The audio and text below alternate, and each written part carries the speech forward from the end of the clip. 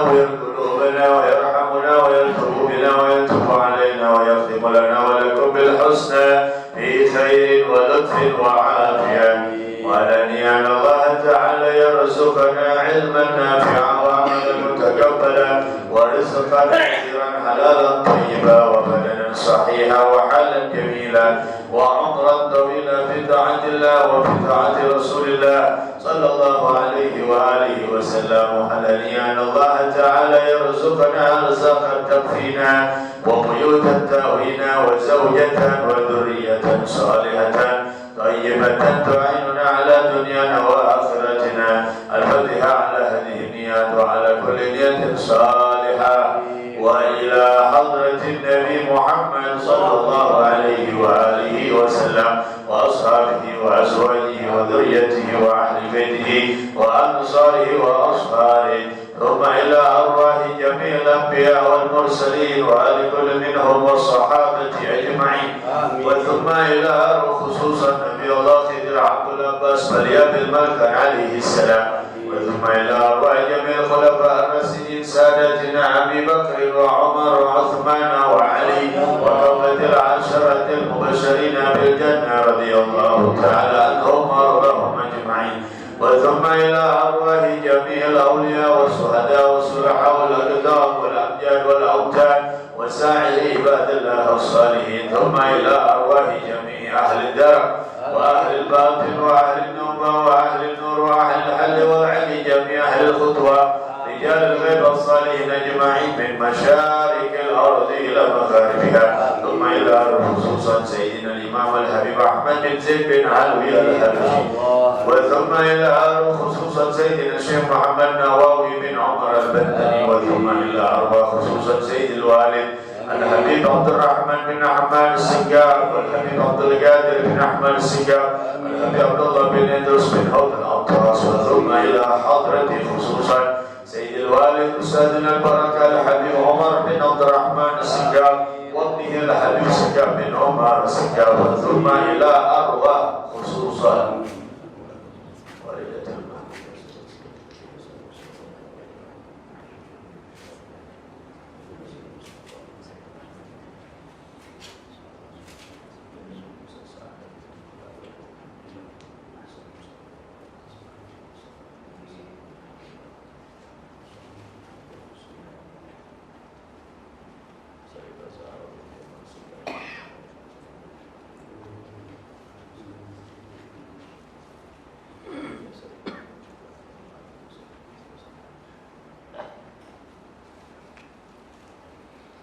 وأصولهم وفرائهم وذوي الحقوق عليهم أجمعين. أن الله تعالى يغفر لهم ويرحمهم ويعلي درجاتهم في الجنة ويرفعنا ويعيد علينا من بركاتهم وأمدادهم وأسرارهم وأنوارهم وعلومهم ونفحاتهم وبركاتهم وكراماتهم في الدين والدنيا والآخرة.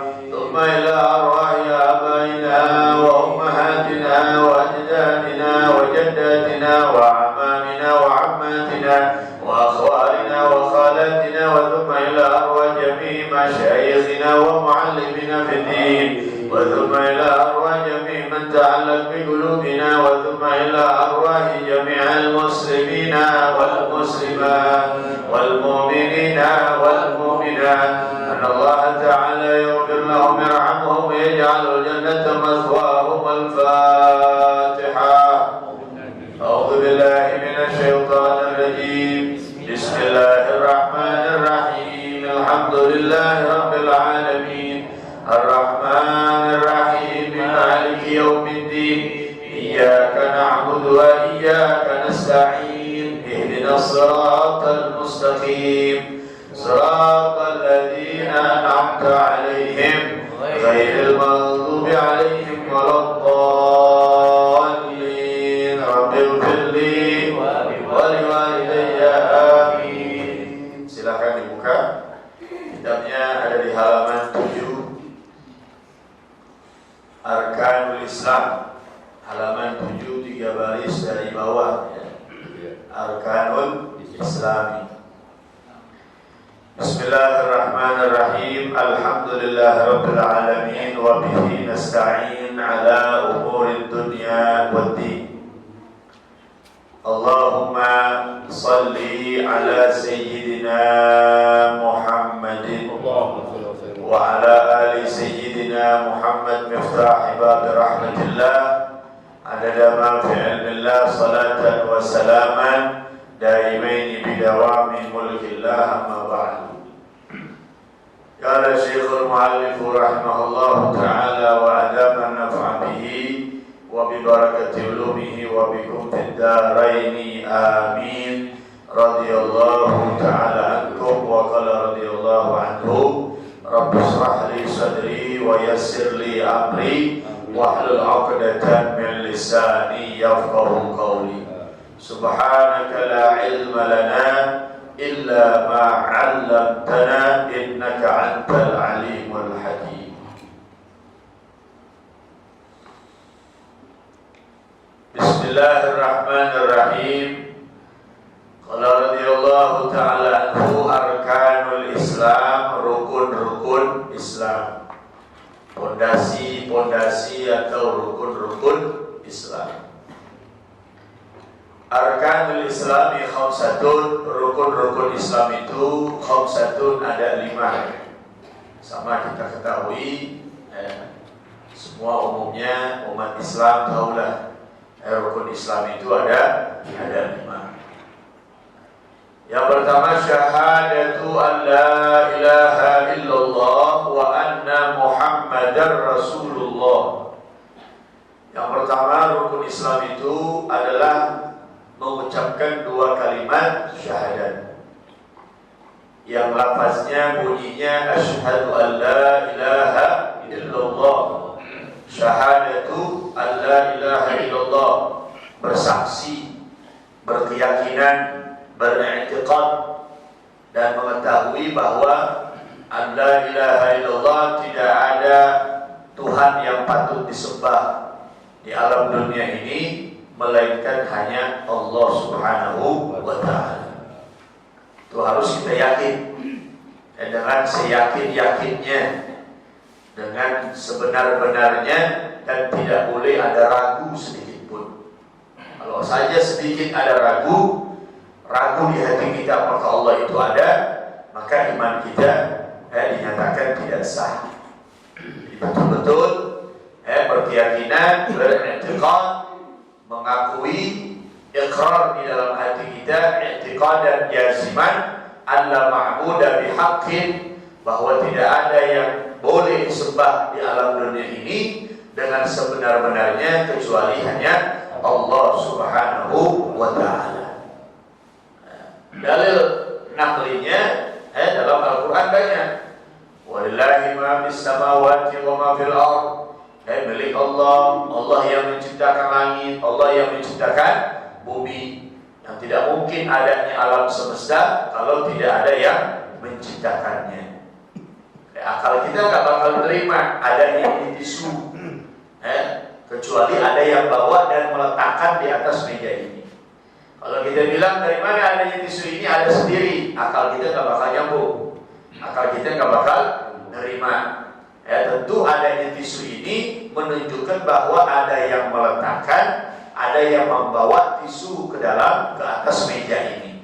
Nah, begitupun adanya alam semesta ini, adanya alam langit, alam bumi, alam dunia, alam barzakh, alam akhirat, itu semua yang menciptakan Allah Subhanahu wa ta'ala.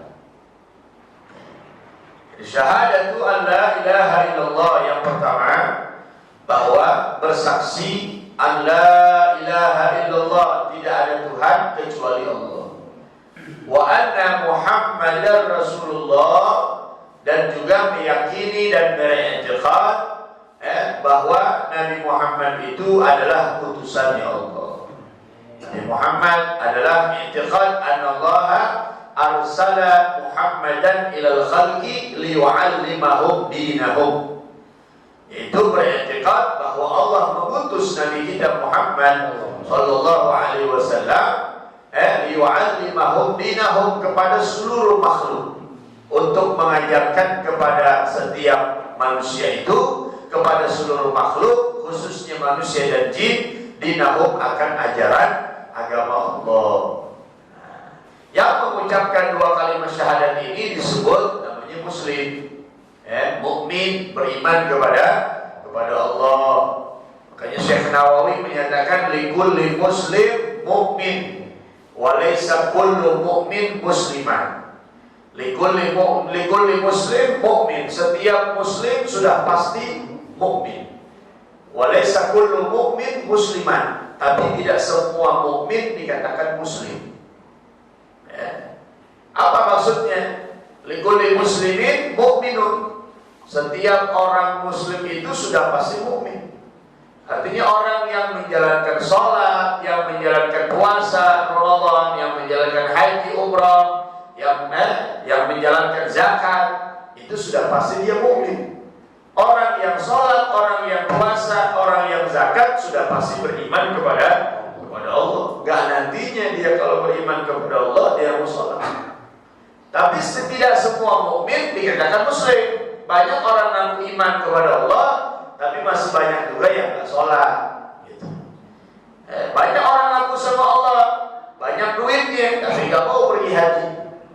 Banyak orang yang mengaku iman kepada Allah, tapi nggak mau puasa di bulan Ramadan. Nah ini namanya mukmin, tidak disebut muslim. Kalau dia jalankan kombinasi dua-duanya dengan baik, antara iman dia dengan rukun Islam dijalankan dua-duanya, disebut muslimun mukminun kamilul iman. Muslim mukmin yang sempurna imannya. Yang sempurna imannya. Jadi syahadatu alla ilaha illallah, kita bersaksi bahwa tidak ada Tuhan kecuali Allah. Kita ini namanya ummatul ijabah. Dari lahir kita, abah kita muslim, ibu kita muslim, maka kita lahir dalam keadaan muslim. Disebutnya ummatul ijabah. Ada umat dakwah. Siapa umat dakwah? Umat yang di luar muslim, itu orang-orang kafir, yang kita wajib mengajak mereka dengan dengan lemah lembut untuk mereka memeluk agama Islam, tentu dengan izin dan kehendak Allah Subhanahu wa ta'ala. Itu mereka disebutnya ummatul dakwah. Kalau mereka masuk Islam, mengucapkan dua kalimat syahadat, maka di situ mereka disebut ummatul ijabah. Oleh karena itu kita selaku muslim bersyukur kepada Allah dijadikan sebagai muslim. Oleh karena itu Nabi katakan jadidu imanakum biqauli la ilaha illallah. Tuh perbaharui renovasi lagi tuh, perbaharui lagi keimanan kita dengan sering mengucap, banyak mengucap kalimat la ilaha illallah. Kalimat la ilaha illallah Muhammad Rasulullah. Nah, itu mudah-mudahan kita mati dalam keadaan mengucapkan kalimat tauhid, mengucapkan dua kalimat syahadat. Beruntung orang bisa baca la ilaha illallah. Dalam kitab Tanbihul Qaul itu diterangkan bahwa la ilaha illallah man qala la ilaha illallah, siapa orang yang baca la ilaha illallah wa madda lamaha, mimnya dipanjangkan bacanya, la ilaha illallah gitu. Hudimat lahu arba'atu alafin min darbil kabair. Saat itu juga kalau orang ada baca seperti itu dosanya, andai kata dia punya dosa 4.000 dosa besar, dihampunkan sama Allah Subhanahu wa ta'ala. Sahabat nanya, ya Rasulullah, kalau orang itu nggak punya dosa sampai 4.000 dosa besar, untuk siapa? Li ahli, untuk keluarganya. Dia yang baca, istrinya dapat ampunan. Dia yang baca, suaminya dapat ampunan. Dia yang baca, anaknya dapat ampunan. Anaknya yang baca, orang tuanya dapat ampunan. Tuh.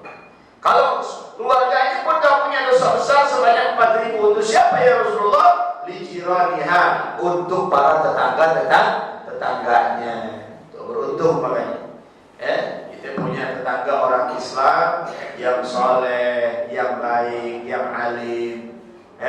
Tutur katanya baik, akhlaknya baik, ibadahnya baik. Dia baca la ilaha illallah. Kita tidur dia baca, kita dapat ampunan, berkah.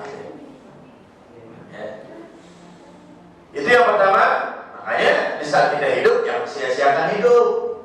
Ya, baca tasbih, subhanallah wa bihamdihi, subhanallahil azim, astagfirullah tadi.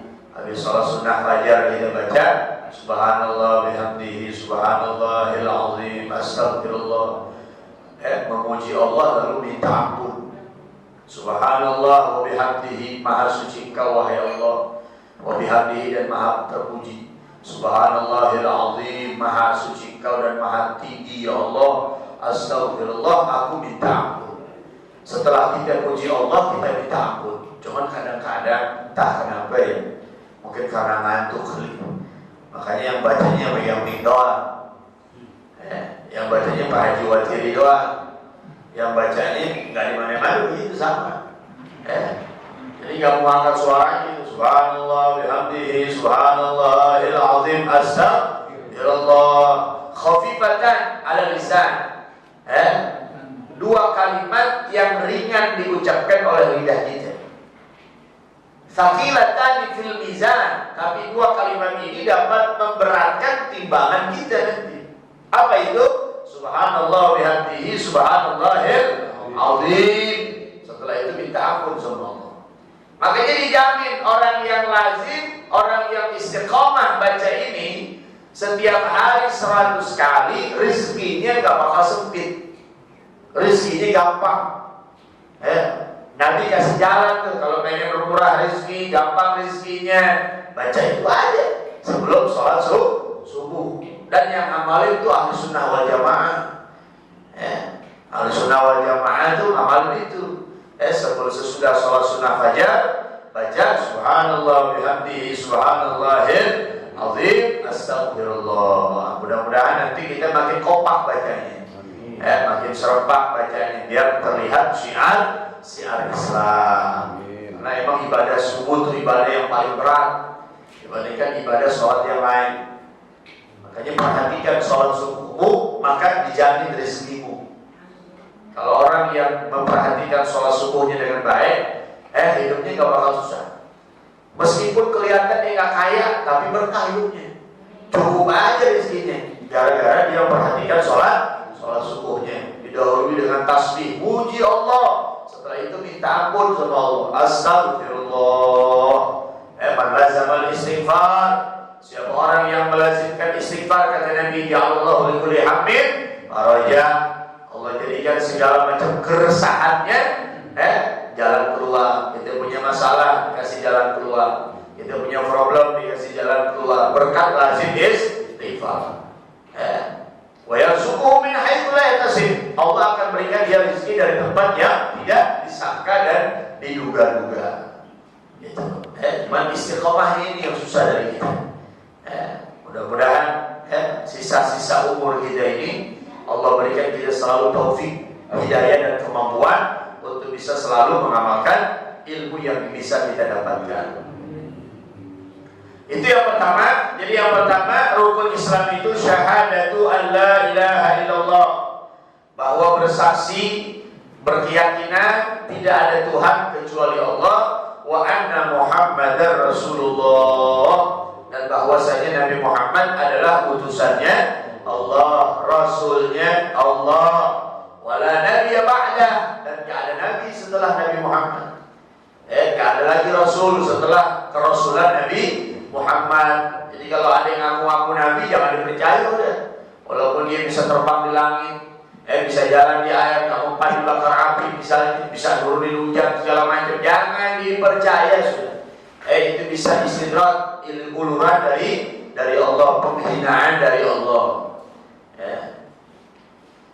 Makanya kita bersyukur dijadikan muslim, dijadikan mukmin. Setiap pagi itu kita harus bersyukur kepada Allah, yang telah menjadikan kita sebagai mukmin, sebagai muslim. Wala tamutunna illa wa antum muslimun. Allah suruh kita jangan mati kecuali dalam keadaan muslim, dalam keadaan mukmin kepada Allah. Itu sulit kita dapatkan.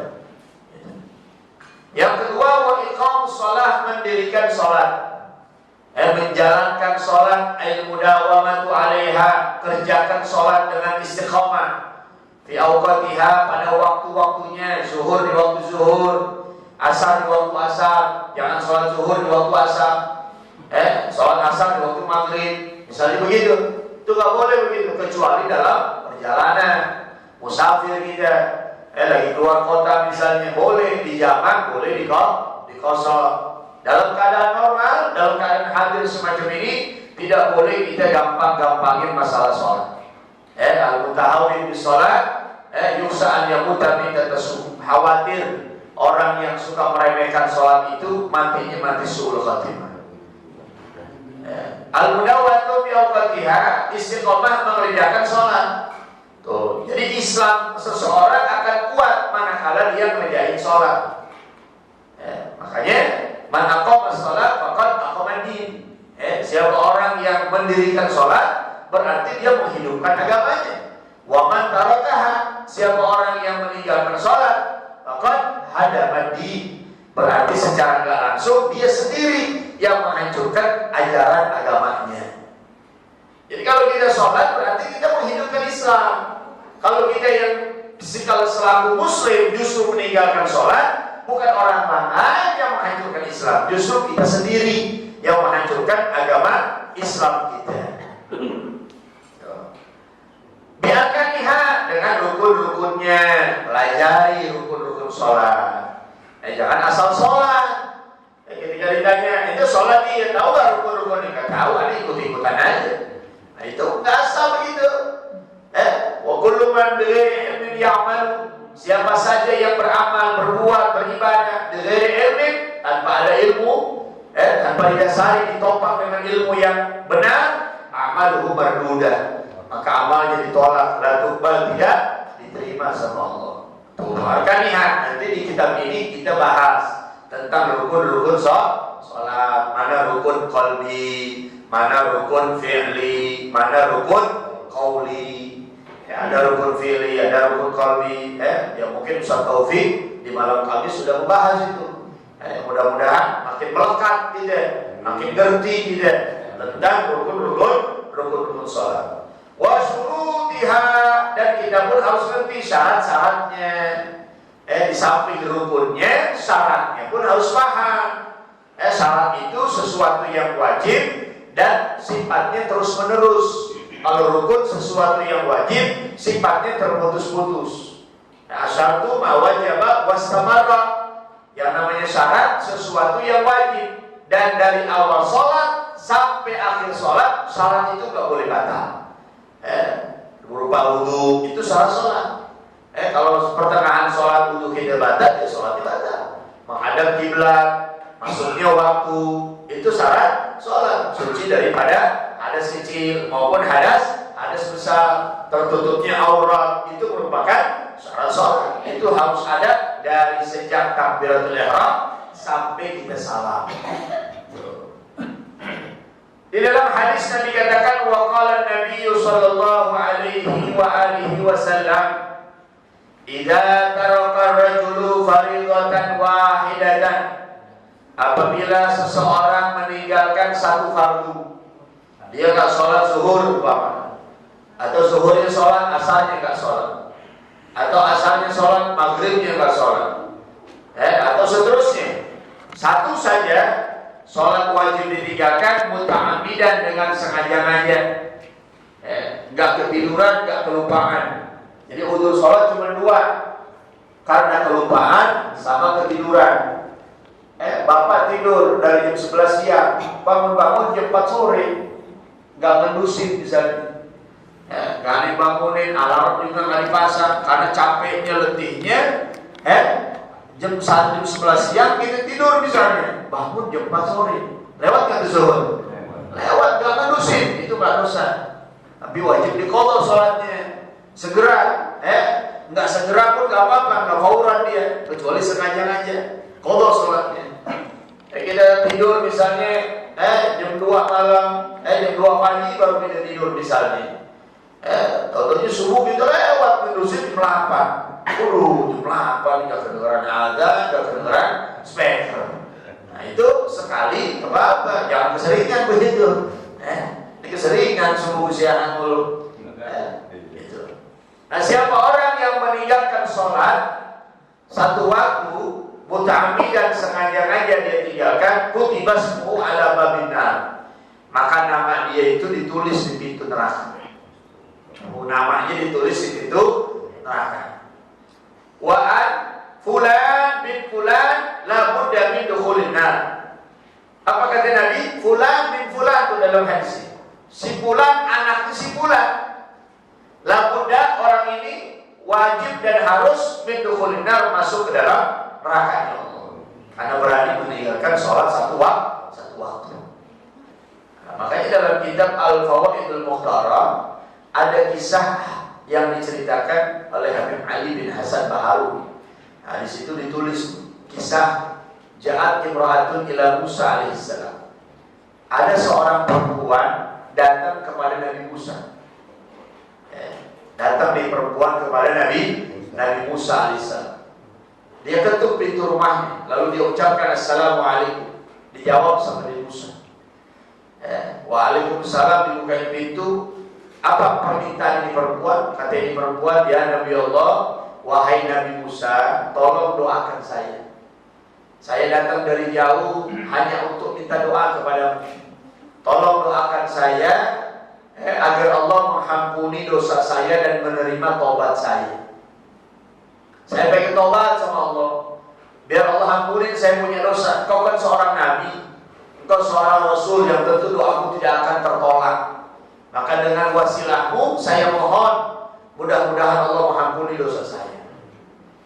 Kata Nabi Musa, kata ini perempuan, inni zanaitu wa waladtu waladan wa qataltu.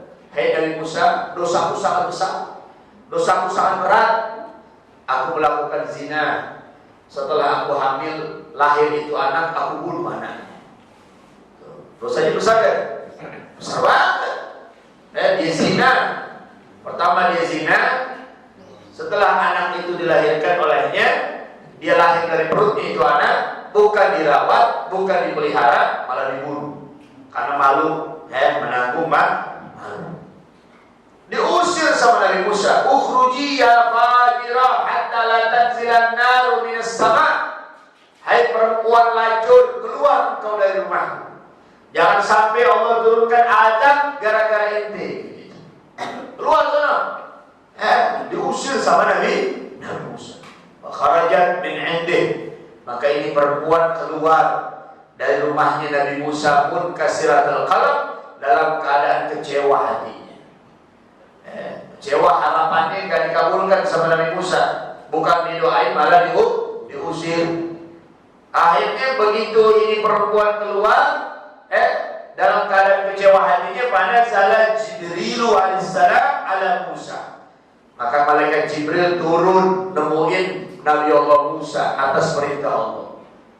Ya Allah, hai Jibril, turun kau ketemu itu Musa. Lalu tanya, lima radatta ta'ibata, hai Nabi Musa, ya Musa, lima radatta ta'ibata, kenapa kau menolak perempuan yang pengen tobat? Begitu. Kata malaikat Jibril, kenapa ente tolak tuh perempuan yang pengen tobat? Bukan dibimbing, bukan dikasih tahu, bukan didoain. Apa kata Nabi Musa? Dosanya besar Jibril. Dia berbuat zina, bukan dirawat anaknya malah dibunuh. Kata malaikat Jibril, apakah kau tidak tahu ada yang lebih buruk keadaannya dari ini perempuan? Ada yang dosanya lebih besar daripada ini perempuan. Madhu ya Jibril, siapa itu hai Jibril? Tarikus sholat abidan muta'amidan. Orang yang berani ninggalin sholat sengaja-ngaja, dosanya lebih besar daripada itu. Naudzubillah min dzalik. Ya maaf, misalnya kita waktu muda dulu ada sholat yang kita suka gak kerjain, waktu subuh atau zuhur atau asar, mumpung masih Allah kasih hidup, mumpung masih Allah kasih panjang umur, qadha itu semua. Kita gak ingat Ustaz bagaimana, husnuzan sudah. Habis sholat zuhur, sholat pagi, sholat fardu zuhri qadhaan. Habis sholat asar, sholat pagi. Daripada antum mengerjakan sholat sunnah masih punya qadhaan, haram hukum. Antum pengen sholat tahajud tapi terhalang dengan punya qadhaan aja. Namanya sholat qadha kan terbatas dengan waktu, kapan saja boleh. habis asar, tengah malam, kalau boleh. Kan kita pernah alami muda. Mungkin dari sejak balik ada sholat zuhur yang kita kerjai, ada sholat maghrib yang kita kerjai. Apalagi kita lingkupnya jauh daripada kehidupan yang agamis, yang jauh dari ulama. Mungkin ada di antara kita yang dulu kita gak sholat. Nah, ini kesempatan kita, karena itu nanti dipertanggungjawabkan di hari kiamat. Kalau orang sholatnya baik, seluruhnya baik. Idza soluha, apabila sholatnya bagus, soluhat sairah. Maka ketika sholatnya itu bagus, maka seluruh amal yang lain pun akan ikut bagus.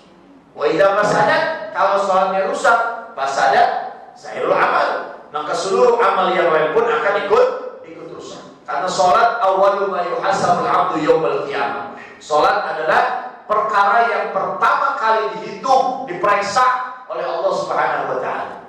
Nah, makanya aja tekankan kepada anak-anak kita. Ada kitab namanya Risalah Hammah Sholat. Itu khusus menerangkan ancaman keuntungan bagi orang yang ngerjain sholat, ancaman bagi orang yang ninggalin sholat. Bahkan makanan, minuman, pakaian yang dipakai sama orang tak sholat, dia gak rela.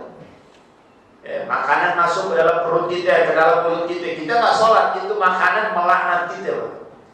Pakaian yang kita pakai nih, kalau kita nggak sholat, itu pakaian andai kata diizinin sama Allah terlepas dari pakaian kita, dari badan kita, dia pasti terlepas.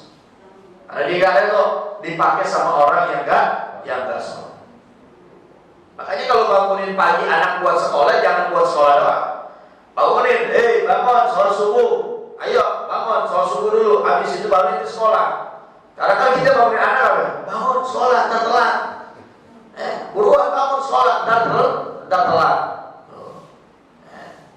Makanya nggak ada terngiang di telinga anak-anak kita rajin mengerjakan sholat. Susah, karena anak-anak disuruh sholat.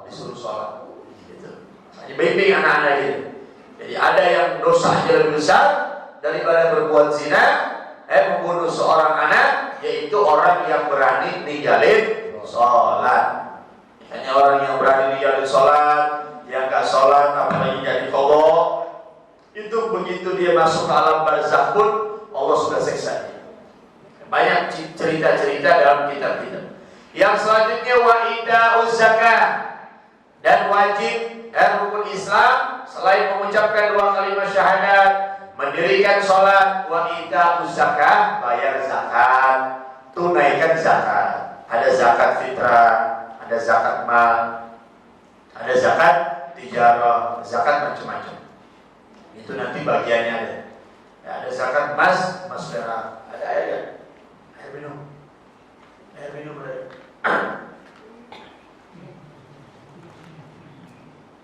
Aku aja deh.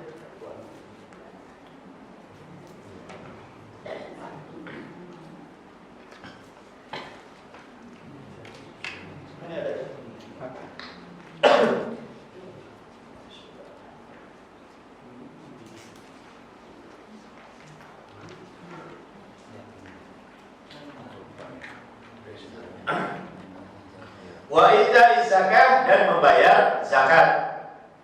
Ada zakat nanti zakat fitrah, terjadinya di bulan Ramadan. Ada zakat tijarah, itu punya usaha dagang apa aja. Itu ada zakat tijarahnya. Ada zakat emas perak. Bapak-bapak nyimpan emas untuk investnya. Ibu-ibu menyimpan emas bukan untuk dipakai, tapi untuk disimpan. Setiap bulan ngumpulin 10 gram, 5 gram, 3 gram misalnya. Nah itu 1 tahun dihitung nanti. Itu haulnya. Ada nisab, ada haul. 1 Maret 2020 kita sudah mulai naruh tuh. Emas 3 gram, 5 gram. Nanti 1 tahun, 1 Maret 2021 dilihat simpanan emas kita ada berapa. Kalau nyampe 80 gram emas, maka di situ wajib dizakatkan 2,5%-nya. Gitu. Nah, tinggal dikali saja. 80 gram emas, kalau misalnya dikali 500.000, nah hasilnya berapa? Misalnya 40 juta atau 30 juta, itu dikeluarkan 2,5%-nya berapa? Jadi tergantung harga emasnya. Kalau sekarang 750.000, ya benar gak tuh sekarang 750.000? Soalnya kita baru ngecek emas kemarin, itu ada murid pengen nikah, saya janji sama dia, insya Allah yang beli emas kawinnya gitu. Nah itu kita cek harga emas kemarin 750.000. Nah tinggal dikali deh, kalau kita punya simpanan, dengan syarat emas itu dijadikan simpanan. Kalau emas dipakai gak wajib zakat, gak perlu dizakatin. Istri antum gelang 100 gram, misalnya anting ini 100 gram, ini 100 gram, kalung setengah kilo, misalnya begitu tuh. Kalau disimpanan gak wajib kalau dia dipakai gak wajib zakat, kecuali mencapai 800 gram. Jadi kalau 800 gram meskipun sebagai pakaian itu wajib dia kena zakat. Tapi kalau misalnya kan batas emas itu 80 gram, wajib zakat. Ternyata perhiasan istri kita bukan 200 gram. Tapi kalau dipakai gak wajib zakat. Meskipun dipakai jarang-jarang. Kan perempuan kalau pakai emas kapan kondangan? Di rumah sehari-hari boro-boro pakai emas. Ya kan? Kalau kondangan, kalau ada acara arisan keluarga dipakai itu. Dandan istri kita kalau ada acara doang. Istri aku sengaja mungkin dandan dulu kan. Padahal tuh tiap hari istri wajib bersolek, dandan biar rapi, biar cakep depan suami. Ini gila mau kondangan acaranya jam 7, jam 5 udah dandan. Bakal wudhunya ditahan-tahan, jangan sampai kentut nanti. Make upnya nanti pada rusak. Kalau wudhu lagi segala macamnya, itu wajib dizakatin. Kalau memang dijadikan simpanan, tapi kalau dijadikan sebagai pakaian, nggak wajib dizakatin. Kecuali dijadikan emas itu sudah mencapai 800 gram. Nanti ada aturannya. Atau ada bujangan, misalnya ada bujangan ngumpulin emas, tujuannya biar dijadikan sebagai mas kawin, itu pun nggak wajib zakat. Gitu ya, nggak wajib zakat. Ada bujangan, dari bujangan nabung dia ngumpulin emas. Buat apa? Nanti buat mas kawin. Ternyata dapat 300 gram misalnya. 5 gram atau 10 gram dijadikan mas kawin, sisanya dijual misalnya, bakal serah-serahan. Itu maka nggak wajib dizakati. Jadi tahu zakat. Wasau Ramadan, puasa di bulan Ramadan. Yang selanjutnya puasa di bulan Ramadan. Nanti insya Allah panjangkan umur kita ya, sehat walafiat, kita sampai ke bulan Ramadan. Kalau orang-orang Hadramut tuh dari bulan Rabiul Awal berdoa. Orang-orang Yaman, orang-orang Hadramut, kalau dari bulan Rabiul Awal berdoa begitu. Allahumma ballighna Ramadan fi sihah wal afiyah. Ya Allah, sampaikan kami ke dalam bulan Ramadan. Karena bulan Ramadan bulan yang istimewa. Bulan yang sangat istimewa. Makanya kalau di Masjid Al-Mawardiyah tuh dia puasa nggak boleh guru ngaji. Guru-guru yang ngajar malam dioper ke pagi. Saya ngajarnya kan malam habis maghrib, itu dioper ke pagi. Kata pengurusnya di ladang saya, Ustaz, tolong saya jadi pengurus. Saya pengen Ramadan juga kali baca Quran besar pahalanya, sholat sunnah besar pahalanya, apalagi ngaji gitu. Makanya dia nggak boleh libur tuh. Di Masjid Mawardiyah tuh, sama Darussalam tuh pasar Jakrib.